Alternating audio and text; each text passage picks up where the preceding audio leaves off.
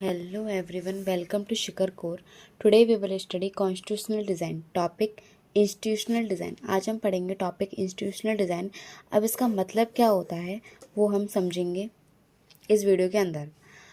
Institutional design means a system made by the constitution to run the country smoothly.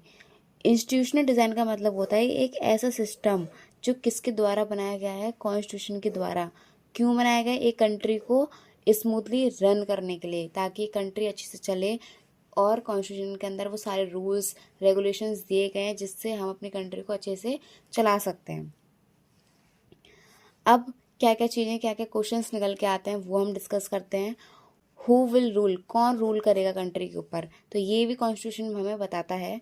Constitution tells about president, prime minister, parliament. Constitution हमें किसके बारे में बताता है? President के बारे में भी बताता है, प्राइम मिनिस्टर के बारे में भी बताता है और पार्लियामेंट के बारे में भी बताता है. So it decides who will govern.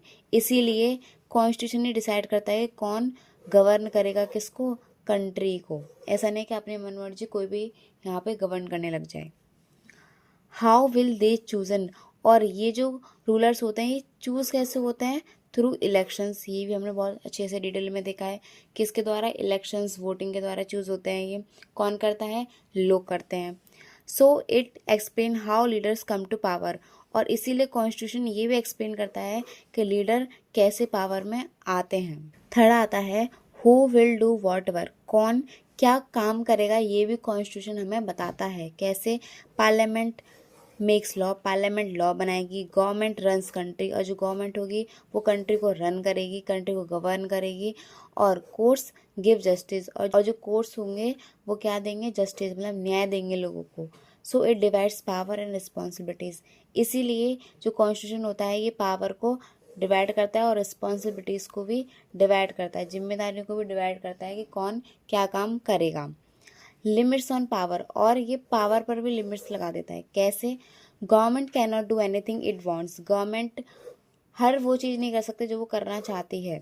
मतलब वो अपने पर्सनली कुछ भी नहीं कर सकती है. वो किसके बारे में सोचेगी? लोगों के विल्स के बारे में सोचेगी, लोगों के विल्स के अकॉर्डिंग काम करेगी.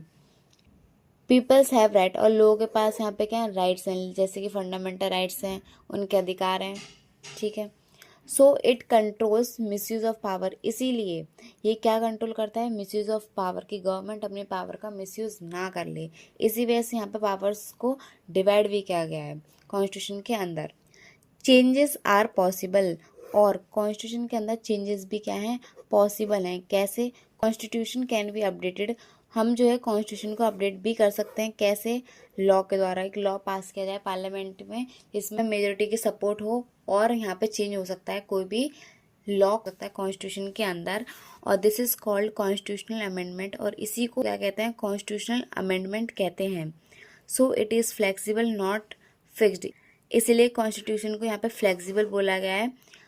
क्यों? क्योंकि इसके अंदर चेंजेस हो जाते हैं, इसीलिए कॉन्स्टिट्यूशन को यहाँ पे फ्लेक्सिबल बोला गया है. नॉट फिक्स्ड, मतलब ये फिक्स्ड नहीं है कि जो भी कॉन्स्टिट्यूशन में लिख गया अब वो लिख गया. ऐसा नहीं होगा, हम इसको आज भी चेंज कर सकते हैं. ठीक है. आई होप आपको ये वीडियो अच्छी लगी हो. लाइक करें, सब्सक्राइब करें, and thank you so much.